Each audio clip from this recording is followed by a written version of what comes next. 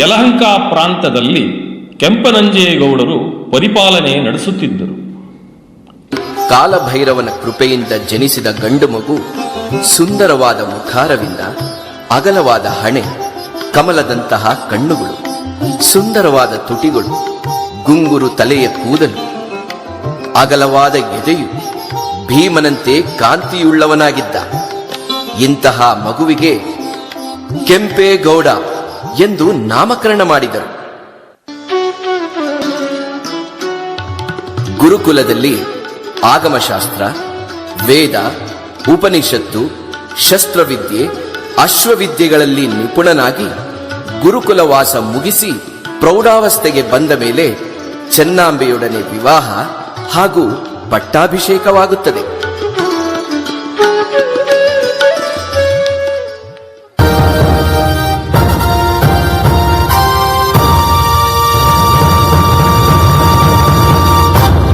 ಸಾವಧಾನ, ಸಾವಧಾನ, ದೊರೆಗಳು ಆಗಮಿಸುತ್ತಿದ್ದಾರೆ. ಸಾವಧಾನ. ರಾಜಾಧಿರಾಜ ಗೌಡ ಜನಾಂಗ ತಿಲಕಪ್ರಾಯ, ಒಕ್ಕಲಿಗ ವಂಶಭೂಷಣ, ಪ್ರಜಾವಾತ್ಸಲ್ಯ, ಅರಿಗಳ ಗಂಡ ಬೇರುಂಡ, ಸ್ವಾಮಿ ಭಕ್ತಿ ನಿಸ್ಸೀಮ, ದೈವ ಭಕ್ತ ಕೆಂಪನಂಜೇಗೌಡ ಕುವರ, ವಿಜಯನಗರ ಸಾಮಂತ ವೀರ, ಪ್ರಜೆಗಳ ರಕ್ಷಪಾಲಕ ಶ್ರೀ ಶ್ರೀ ಶ್ರೀ ಕೆಂಪೇಗೌಡರಿಗೆ ಪರಾಕ್, ಬಹುಪರಾಕ್, ಬಹುಪರಾಕ್. ಕಾಲಭೈರವ ಕೆಂಪಮ್ಮ ದೇವಿಗೆ ನನ್ನ ಸಾಷ್ಟಾಂಗ ಕೋಟಿ ನಮಸ್ಕಾರಗಳು. ಗೌರವಾನ್ವಿತ ಸಕಲ ಮಂತ್ರಿಗಳೇ, ಸೇನಾಧಿಪತಿಗಳೇ, ವಿದ್ಯಾಶಾರದೆಯಿಂದ ಅನುಗ್ರಹಿತವಾದ ವಿದ್ವಾಂಸರೇ, ಪಂಡಿತರೇ ಹಾಗೂ ಇಲ್ಲಿ ನೆರೆದಿರುವ ಎಲ್ಲ ನನ್ನ ಪ್ರೀತಿಯ ಪ್ರಜೆಗಳೇ, ನಿಮಗೆಲ್ಲರಿಗೂ ನನ್ನ ಹೃದಯಪೂರ್ವಕ ನಮಸ್ಕಾರಗಳು. ಕೆಂಪೇಗೌಡರಿಗೆ ಜಯವಾಗಲಿ. ಈ ಪಟ್ಟಾಭಿಷೇಕದ ಶುಭ ಕಾಲದಲ್ಲಿ ನಾನು ನನ್ನ ಕೊನೆಯ ಉಸಿರು ಇರುವ ತನಕ ಈ ಯಲಹಂಕ ಪ್ರಾಂತ್ಯವನ್ನು ನಿಷ್ಠೆಯಿಂದ ಕಾಪಾಡಿಕೊಂಡು ಬಂದು ಅಭಿವೃದ್ಧಿಪಡಿಸಿಕೊಂಡು ಹಾಗೂ ಎಲ್ಲ ಪ್ರಜೆಗಳ ಹಿತವನ್ನು ಕಾಪಾಡಿಕೊಂಡು ಬರುತ್ತೇನೆ ಎಂಬ ಭರವಸೆಯನ್ನು ನಿಮಗೆ ನೀಡುತ್ತೇನೆ. ಮಂತ್ರಿಗಳೇ, ರಾಜ್ಯದಲ್ಲಿ ಎಲ್ಲವೂ ಸೌಖ್ಯವೇ? ಇಂದಿನ ಸಭೆಯ ವಿಶೇಷವೇನು? ರಾಜರೇ, ಈ ಪಟ್ಟಾಭಿಷೇಕದ ಶುಭ ಕಾಲದಲ್ಲಿ ನಿಮಗೆ ನೋವು ಕೊಡುವ ಸುದ್ದಿ ಹೇಳಬಾರದೆಂದರೂ ಹೇಳಬೇಕಾಗಿದೆ. ಹೇಳಲೇ? ಹೌದೇ? ಹೇಳಿ, ಕೇಳುತ್ತೇವೆ. ನಮ್ಮ ದೊಡ್ಡ ದೊರೆ ಶ್ರೀಕೃಷ್ಣದೇವರಾಯರು ತೀರಿಕೊಂಡಿದ್ದಾರೆ. ಹಾಗಾಗಿ ಅನೇಕ ಸಾಮಂತರರು ಸ್ವತಂತ್ರರಾಗುತ್ತಿದ್ದಾರೆ. ಎಂದಿರಿ? ಎಂತಹ ದುಃಖ ಸುದ್ದಿ! ಛೇ, ನಮ್ಮ ಸ್ವಾಮಿ ಶ್ರೀಕೃಷ್ಣ ದೇವರಾಯರು ಇನ್ನಿಲ್ಲವೇ? ಅವರ ಆತ್ಮಕ್ಕೆ ಶಾಂತಿ ಸಿಗಲೆಂದು ಕಾಲಭೈರವನಲ್ಲಿ ಪ್ರಾರ್ಥಿಸುತ್ತೇನೆ. ವಿಜಯನಗರದ ಸಾಮ್ರಾಜ್ಯ ಅವರ ಆಡಳಿತದಲ್ಲಿ ಮಹೋನ್ನತ ವೈಭವವನ್ನೇ ಕಂಡು ಒಂದು ಹೊಸ ಇತಿಹಾಸವನ್ನೇ ಬರೆಯಿತು. ಅವರ ರಾಜಧಾನಿಯಾದ ಹಂಪಿ ನಗರದ ಭವ್ಯತೆ ಹಾಗೂ ಶಿಲ್ಪಕಲೆ ವಿನ್ಯಾಸವನ್ನು ಕಂಡು ಮೋಹಿತನಾಗಿದ್ದನು. ನಾನು ಸಹ ಅಂತಹ ಒಂದು ಭವ್ಯ ನಗರ ಕಟ್ಟಬೇಕೆಂಬ ಮನದಾಸೆಯನ್ನು ರಾಯರೊಂದಿಗೆ ಪ್ರಸ್ತಾಪಿಸಿದ್ದನು. ಆದರೆ ಈಗ ಎನ್ನ ಕನಸನ್ನು ಕಾಲಭೈರವ ನೀನೇ ಕಾಪಾಡಬೇಕು. ಅದೇನೇ ಆಗಲಿ, ವಿಜಯನಗರದ ವಂಶಸ್ಥರು ಅಂದಿನಿಂದಲೂ ನಮ್ಮ ಮೇಲೆ ನಂಬಿಕೆ ಇಟ್ಟಿದ್ದಾರೆ. ಅವರ ನಂಬಿಕೆಗೆ ಚ್ಯುತಿ ಬಾರದಂತೆ ನಡೆದುಕೊಳ್ಳುವುದು ಧರ್ಮ. ಹಾಗಾಗಿ ನಮ್ಮ ನಿಷ್ಠೆಯನ್ನು ಮುಂದುವರಿಸೋಣ. ದೊರೆಗಳ ಆತ್ಮಕ್ಕೆ ಶಾಂತಿ ಸಿಗಲೆಂದು ಕೋರುತ್ತಾ ಈ ಸಭೆಯನ್ನು ಮುಗಿಸೋಣ. ಹಾಗೂ ಹಾಗೂ 1 ವಾರದ ನಂತರ ಮತ್ತೆ ಸೇರೋಣ. 1 ವಾರದ ನಂತರ.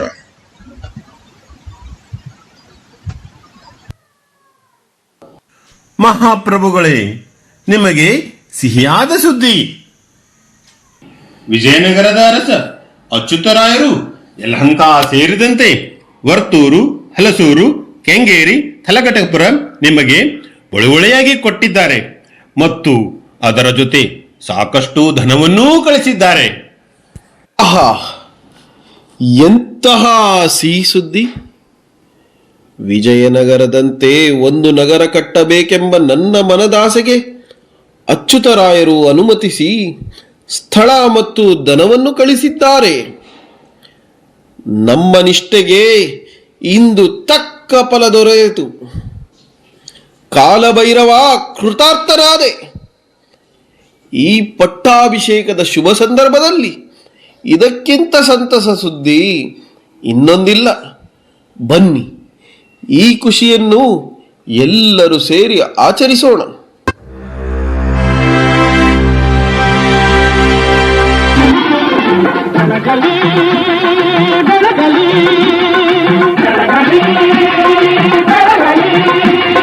ವಿಜಯನಗರ ಸಾಮ್ರಾಜ್ಯ ಧ್ವಜ ಪತಾಕ ಬೆಳಗಲಿ, ಕನ್ನಡದ ಕೀರ್ತಿಕಗಳ ಎಲ್ಲೆಡೆಯೂ ಮೊಳಗಲಿ,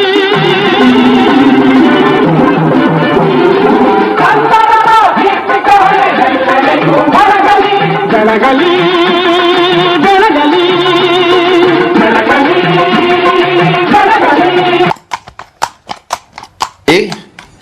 ನನ್ನ ಮನದಾಸೆ ಈಡೇರಿಸಲು ಸರಿಯಾದ ಸಮಯ ಬಂದಿದೆ. ಬನ್ನಿ, ರಾಜಧಾನಿ ನಗರಕ್ಕೆ ಸೂಕ್ತ ಸ್ಥಳವನ್ನು ಹುಡುಕೋಣ. ಜ್ಯೋತಿಷ್ಯರೇ, ನೀವು ಕೂಡ ನಮ್ಮೊಡನೆ ಬನ್ನಿ. ಹೀಗೆ ಕಾಡಿನಿಂದ ನಾಡಿಗೆ ಹೋಗುತ್ತಾ ಪ್ರಭುಗಳಿಗೆ ಒಂದು ಆಶ್ಚರ್ಯ ಎದುರಾಯಿತು.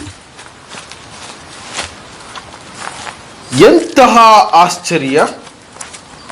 ಒಂದು ಚಿಕ್ಕ ಮೊಲ ತನ್ನನ್ನು ತಿನ್ನಲು ಬಂದ ನಾಯಿಯನ್ನೇ ಅಟ್ಟಿಸಿಕೊಂಡು ಹೋಗುತ್ತಿದೆ ಎಂದರೆ ಈ ಸ್ಥಳ ಇಂದೊಮ್ಮೆ ಪರಾಕ್ರಮಿಗಳ ನಾಡೇ ಆಗಿರಬೇಕು.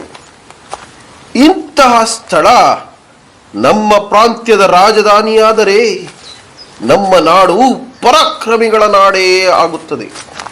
ಮಂತ್ರಿಗಳೇ, ಆದ್ದರಿಂದ ಈ ಸ್ಥಳ ನನಗೆ ಸೂಕ್ತವೆನಿಸುತ್ತಿದೆ. ಇದಕ್ಕೆ ನಿಮ್ಮ ಅಭಿಪ್ರಾಯವೇನು? ಈ ನಿರ್ಜನ ಪ್ರದೇಶದಲ್ಲಿ ನಾವು ನಗರ ಕಟ್ಟಿದರೆ ಯಾರಿಗೂ ತೊಂದರೆ ಆಗುವುದಿಲ್ಲ ಹಾಗೂ ಕೃಷಿ, ವ್ಯಾಪಾರ, ಸೇನೆ ಮತ್ತು ವಿವಿಧ ಉದ್ಯಮಗಳನ್ನು ಅಭಿವೃದ್ಧಿಪಡಿಸಲು ಅನುಕೂಲವಾಗಿದೆ. ಅಲ್ಲದೆ ನಗರದ ಎಲ್ಲಾ ಪ್ರಜೆಗಳಿಗೆ ಬೇಕಾಗುವ ಮೂಲಭೂತ ಸೌಕರ್ಯಗಳನ್ನು ಕಟ್ಟಲು ಈ ಕ್ಷೇತ್ರ ಬಹು ವಿಶಾಲವಾಗಿದೆ ಎಂದೆನಿಸುತ್ತದೆ. ಮಹಾಪ್ರಭು ಜ್ಯೋತಿಷರೇ.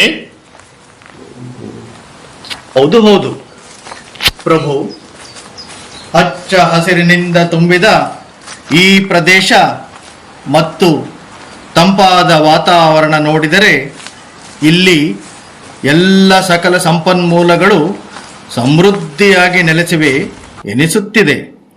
ಆದ್ದರಿಂದ ಈ ಸ್ಥಳ ನಗರ ನಿರ್ಮಾಣಕ್ಕೆ ಸೂಕ್ತವೆನಿಸುತ್ತಿದೆ. ಹಾಗಾದರೆ ಇದೇ ಜಾಗದಲ್ಲಿ ನಮ್ಮ ನಗರವನ್ನು ಕಟ್ಟೋಣ. ಮಂತ್ರಿಗಳೇ, ಇಡೀ ದಿನ ಈ ಕಾಡಿನಲ್ಲಿ ಸುತ್ತಾಡಿ ತುಂಬಾ ದಣಿವಾಗಿದೆ. ಇಲ್ಲಿ ಎಲ್ಲಾದರೂ ಕುಡಿಯಲು ನೀರು ದೊರೆಯಬಹುದೇ? ನೀರು ದೂರದಲ್ಲಿ ಒಂದು ಗುಡಿಸಲು ಇದ್ದಂತೆ ಕಾಣುತ್ತದೆ. ಅಲ್ಲಿಯೇ ಏನಾದರೂ ನೀರು ಸಿಗಬಹುದು ಅಲ್ಲವೇ ಜ್ಯೋತಿಷರೇ? ಹೌದು ಹೌದು, ಅದು ಗುಡಿಸಲೇ ಇದ್ದಂತೆ ಕಾಣುತ್ತಿದೆ. ಈ ನಿರ್ಜನ ಪ್ರದೇಶದಲ್ಲಿ ಗುಡಿಸಿಲೆ? ಎಂತಹ ಆಶ್ಚರ್ಯ! ಬನ್ನಿ, ಹೋಗಿ ನೋಡೋಣ. ಯಾರಲ್ಲಿ? ಯಾರಾದರೂ ಇದೀರಾ? ಬಹಳ ಬಾಯಾರಿಕೆಯಾಗಿದೆ. ಕುಡಿಯಲು ನೀರು ಸಿಗಬಹುದೇ? ಶಿವ ಶಿವ, ಯಾರೋ ಮಹಾನುಭಾವರು ಬಂದಂಗಿದೆ. ಬನ್ನಿ ಬನ್ನಿ, ಕೂತ್ಕೊಳ್ಳಿ. ಯಾರಪ್ಪ ನೀವು? ಯಾರೂ ಅಲೆದಾಡದ ಈ ನಿರ್ಜನ ಪ್ರದೇಶಕ್ಕೆ ಹೇಗಪ್ಪ ಬಂದ್ರಿ? ನಾವು ತುಂಬಾ ದೂರದ ಊರಿನಿಂದ ಹೀಗೆ ಅಲೆದಾಡುತ್ತಾ ಬಂದಿದ್ದೇವೆ. ದಣಿವಾಗಿ ಎಲ್ಲೂ ನೀರು ಸಿಗದೆ ನಿನ್ನೆ ಗುಡಿಸಲಿಗೆ ಬಂದಿದ್ದೇವೆ. ನೀರು ಸಿಗಬಹುದೇ? ಅಯ್ಯೋ, ಮಾತಲ್ಲಿ ಮರ್ತೇ ಬಿಟ್ಟೆ.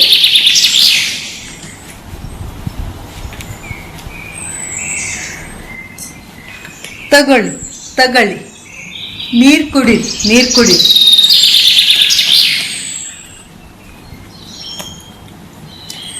ತುಂಬಾ ದೂರದಿಂದ ಬಂದು ದಣಿವಾಗಿರ್ಬೇಕು. ಈಗಷ್ಟೇ ಬೇಯಿಸಿದ ಈ ಬೆಂದ ಕಾಳುಗಳನ್ನು ತಿಂದು ದಣಿವಾರಿಸಿಕೊಳ್ಳಿ. ಅವಳು ಏನೋ ಚೆನ್ನಾಗಿದೆ, ಆದರೆ ಇದು ಯಾವ ಊರು? ನೀವು ಯಾವ ಊರಿನವರು ತಿಳಿಯಲಿಲ್ಲ. ನಾನು ಯಾವ ಊರಿನವಳೂ ಅಲ್ಲ, ಹುಟ್ಟಿನಿಂದಲೂ ಇಲ್ಲೇ ಇದ್ದೇನೆ. ದೂರದ ಊರಿನಲ್ಲಿ ಗೌಡರ ಆಳ್ವಿಕೆ. ಅವರೇನಾದರೂ ಈ ಕಾಡನ್ನು ಅಭಿವೃದ್ಧಿಪಡಿಸಿದರೆ ಆಗ ನಾನು ಆ ಊರಿನವಳೇ ಆಗುತ್ತೇನೆ. ಅದು ಸರಿ, ನೀವು ಯಾವ ಊರಿನವರು?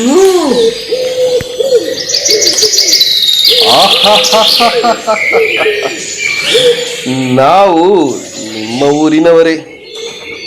ಈ ಕಾಡನ್ನು ಅಭಿವೃದ್ಧಿಸಿದ ನಂತರ ನಮ್ಮ ಊರಿಗೆ ಸೇರಿಸಿಕೊಳ್ಳುತ್ತೇವೆ.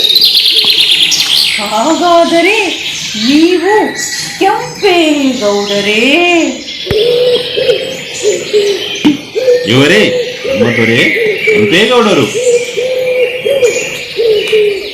ನಮ್ಮ ಗುಡಿಸಲಿಗೆ ಕೆಂಪೇಗೌಡರೇ? ನಿಮ್ಮನ್ನು ನೋಡಿ ತುಂಬಾ ಖುಷಿಯಾಯಿತು. ತಾಯಿ, ನಿಮ್ಮ ಆತಿಥ್ಯವನ್ನು ಸ್ವೀಕರಿಸಿ ನಾವು ಸಂತೃಪ್ತರಾಗಿದ್ದೇವೆ. ಈ ಸ್ಥಳವನ್ನು ನಮ್ಮ ಪ್ರಾಂತ್ಯದ ರಾಜಧಾನಿ ನಗರ ಕಟ್ಟಲು ಸೂಕ್ತ ಜಾಗವೆಂದು ನಿಶ್ಚಯಿಸಿದ್ದೇವೆ.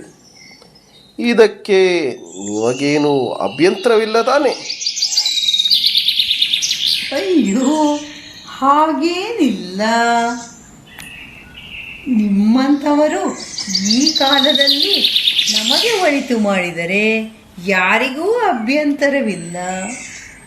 ಅದು ಸರಿ, ಈ ಊರಿಗೆ ಏನೆಂದು ಹೆಸರಿಡುವಿರಿ? ಓಹೋಹೋ, ಹೌದಲ್ಲವೇ? ನಮ್ಮ ನಗರದ ಹೆಸರಿನ ಬಗ್ಗೆ ನಾವು ಯೋಚಿಸಲೇ ಇಲ್ಲ. ಜ್ಯೋತಿಷ್ಯರೇ, ನಿಮ್ಮದೇನಾದರೂ ಸಲಹೆ? ಪ್ರಭುಗಳೇ, ಈ ಕ್ಷಣದಲ್ಲಿ ನನಗೇನು ತೋಚುತ್ತಿಲ್ಲ. ಈ ಅದ್ಭುತವಾದ ಬೆಂದ ಕಾಳುಗಳನ್ನು ತಿಂದ ಸ್ಥಳಕ್ಕೆ ಬೆಂದ ಕಾಳೂರು ಎಂದು ಕರೆಯುವುದೇ ಸರಿಯಲ್ಲವೇ? ಆಹಾ, ಬೆಂದ ಕಾಳೂರು! ನಮ್ಮ ನಗರವು ಕೂಡ ಈ ಬೆಂದ ಕಾಳುಗಳಂತೆ ಪರಿಪಕ್ವವಾದ ನಗರವಾಗುವುದು. ಆದ್ದರಿಂದ ನಾವು ಬೆಂದಕಾಳೂರಿನವರು. ಆಹಾ, ಇಷ್ಟು ವರ್ಷ ಬದುಕಿದ್ದಕ್ಕೂ ಸಾರ್ಥಕವಾಯಿತು. ಜೀವನದ ಕೊನೆಯಲ್ಲಾದರೂ ನಾನು ವಾಸಿಸುವ ಸ್ಥಳಕ್ಕೆ ಹೆಸರು ಸಿಕ್ಕಿತು. ಬೆಂದಕಾಳೂರು, ಬೆಂದಕಾಳೂರು. ನಮ್ಮ ರಾಜಧಾನಿಗೆ ಸೂಕ್ತ ಸ್ಥಳವೂ ಹಾಗೂ ಹೆಸರು ಸಿಕ್ಕಂತಾಯಿತು. ಹಾಗಾದರೆ ಈ ಶುಭ ಕಾರ್ಯವನ್ನು ಆರಂಭಿಸಲು ಸುಮುಹೂರ್ತವನ್ನು ನೋಡಿ ಜ್ಯೋತಿಷ್ಯರೇ. ಓಂ ಗುರುಭ್ಯೋ ನಮಃ. ಓಂ ನಮಃ ಶಿವಾಯ. ಪ್ರಭುಗಳೇ, ಮುಂದಿನ 10 ದಿನಗಳು ಶುಭ ದಿನಗಳು. ಹಾಗಾಗಿ ಅಷ್ಟರಲ್ಲಿ ಪೂಜೆ ಮಾಡಿಸುವುದು ಒಳ್ಳೆಯದು. ಶುಭಸ್ಯ ಶೀಘ್ರಂ, ಶುಭಸ್ಯ ಶೀಘ್ರಂ. ಹಾಗಾದರೆ ಉದ್ಘಾಟನೆ ಸಮಾರಂಭಕ್ಕೆ ಬೇಕಾದ ಎಲ್ಲ ಸಿದ್ಧತೆಗಳನ್ನು ನಡೆಸಿ ಮಂತ್ರಿಗಳೇ. ದೊರೆಗಳೇ, ನಮ್ಮ ರೈತ ಸಂಪ್ರದಾಯದಂತೆ ಜ್ಯೋತಿಷರು ನಿಶ್ಚಯಿಸಿದ ಶುಭ ಕಾಲದಲ್ಲಿ 4 ನೇಗಿಲಿಗೆ ಎತ್ತನ್ನು ಕಟ್ಟಿ ರೈತರನ್ನು 4 ದಿಕ್ಕಿಗೆ ಸಾಗುವಂತೆ ತಿಳಿಸಿ ಎತ್ತುಗಳು ನಿಂತ ಜಾಗವನ್ನೇ ಗಡಿ ಎಂದು ತೆಗೆದುಕೊಂಡು ಅಲ್ಲಿಯೇ ಮಹಾದ್ವಾರಗಳನ್ನು ಸ್ಥಾಪಿಸೋಣವೇ? ಉತ್ತಮ ಸಲಹೆ ವೀರಣ್ಣ. ಹಾಗಾದರೆ ನಾಳೆಯೇ ಈ ಶುಭ ಕಾರ್ಯವನ್ನು ಆರಂಭಿಸೋಣ. ಜೈ ಕಾಲಭೈರವೇಶ್ವರ. ಹೀಗೆ ಕೆಂಪೇಗೌಡರು ಬೆಂಗಳೂರು ನಗರವನ್ನು ಅಭಿವೃದ್ಧಿಗೊಳಿಸಿದರು. ಅಂದು ನಿರ್ಮಿಸಿದ ಬೆಂಗಳೂರು ನಗರ ಕೋಟೆಯ ಹೆಬ್ಬಾಗಿಲು ಈಗಿನ ವಿಕ್ಟೋರಿಯಾ ಆಸ್ಪತ್ರೆಯ ಬಳಿಯ ಕೋಟೆಯಲ್ಲಿತ್ತು. ರಾಜಧಾನಿಗೆ 9 ದ್ವಾರಗಳಿರಬೇಕೆಂದು ಪೂರ್ವಕ್ಕೆ ಹಲಸೂರು, ಪಶ್ಚಿಮಕ್ಕೆ ಸೊಂಡೇಕೊಪ್ಪ ದ್ವಾರ, ಉತ್ತರಕ್ಕೆ ಯಲಹಂಕ, ದಕ್ಷಿಣಕ್ಕೆ ಆನೇಕಲ್ ದ್ವಾರಗಳು ಮತ್ತು 5 ಕಿರಿ ದ್ವಾರಗಳನ್ನು ನಿರ್ಮಿಸಲಾಯಿತು. ರಾಜಧಾನಿಯ ಕೋಟೆ ನಿರ್ಮಾಣದ ಜೊತೆಗೆ ವೃತ್ತಿ, ಜಾತಿ ಅಥವಾ ವ್ಯಕ್ತಿ ಆಧಾರಿತದ ಮೇಲೆ ಅರಳಿಪೇಟೆ, ಅಕ್ಕಿಪೇಟೆ, ಕುಂಬಾರಪೇಟೆ ಎಂದು ಸುಮಾರು 64 ಪೇಟೆಗಳನ್ನು ನಿರ್ಮಿಸಿದರು. ಹಲಸೂರು ಕೆರೆ, ಕೆಂಪಾಂಬುದಿ ಕೆರೆ, ಧರ್ಮಾಂಬುದಿ ಕೆರೆ, ಸಂಪಂಗಿರಾಮ ಕೆರೆ, ಕಾರಂಜಿ ಕೆರೆ, ಮತ್ತೀಕೆರೆ ಹೀಗೆ 15 ಕೆರೆಗಳನ್ನು ನಿರ್ಮಿಸಲಾಗಿತ್ತು. ದೊಡ್ಡ ಬಸವನ ಗುಡಿ, ಆಂಜನೇಯನ ಗುಡಿ, ಗವಿಗಂಗಾಧರೇಶ್ವರನ ಗುಡಿ, ಗುಹಾಂತರ ದೇವಾಲಯಗಳ ಅಭಿವೃದ್ಧಿ, ನಗರ ದೇವತೆ ಅಣ್ಣಮ್ಮನ ಗುಡಿಗಳು ಪ್ರಮುಖವಾದವು.